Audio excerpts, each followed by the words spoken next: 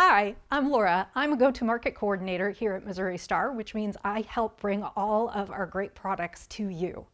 So my journey in quilting is actually relatively recent. I joined Missouri Star a little over a year ago, and my first quilt that I brought here today is Misty's Kaleidoscope Quilt. And I thought this would be a great first quilt because I made it with pre-cuts, layer cakes, which are 10-inch squares, and I thought it would be easy because they're all rectangles and you just kind of cut them up and sew them back together in various formations. What I didn't realize was that meant there were a lot of seams, and it was a lot of pressing to try and get my seams to nest and go in different directions.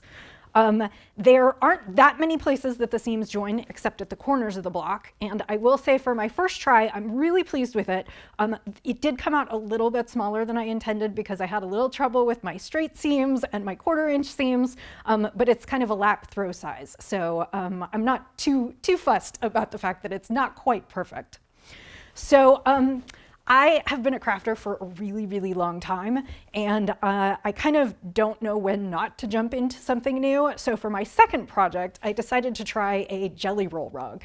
So I picked this really pretty purple jelly roll from Missouri Star, and I went ahead and tried to learn. And the complicated things about the pattern are getting it to sort of lay flat and not ruffle as you try to sew kind of, it's almost a big spiral or snaky tube that you build.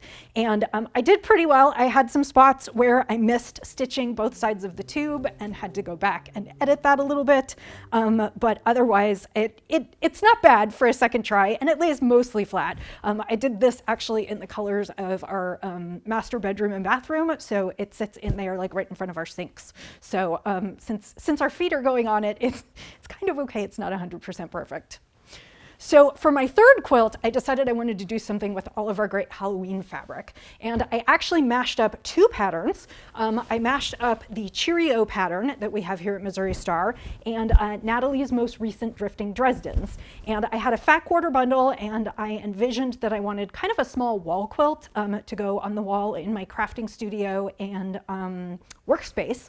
And so I kind of took blocks from each pattern and then squared them up to the same size. And I have it together in a 4x4 top, and I'm actually going to try and learn to free motion quilt. I have an extra block that I'm going to put together with some batting and backing this weekend and teach myself how to do a little bit of a quilt meandering.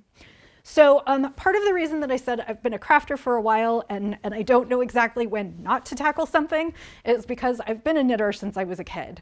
And my grandmother taught me, and I've worked in knitting stores, and I love knitting. It's really kind of my first craft. I guess quilting maybe will be my second or third craft. The other thing that I do is that I spin some of my own yarn. So I take wool from sheep that has been dyed, and I spin it up and turn it into yarn and then knit garments. So the sweater that I'm wearing is something that I got the wool from a dyer, and I spun it up, and then I decided to turn it into this sweater. And the pattern that I'm wearing is called Weekender. It's by Andrea Mowry, who is Dreo Renee Knits.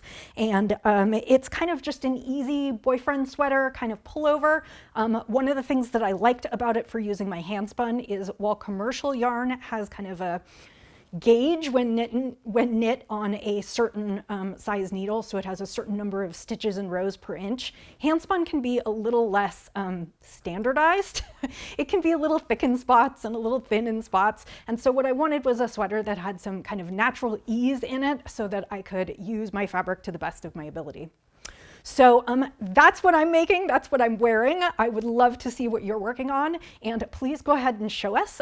Use the hashtag MSQC Show and Tell.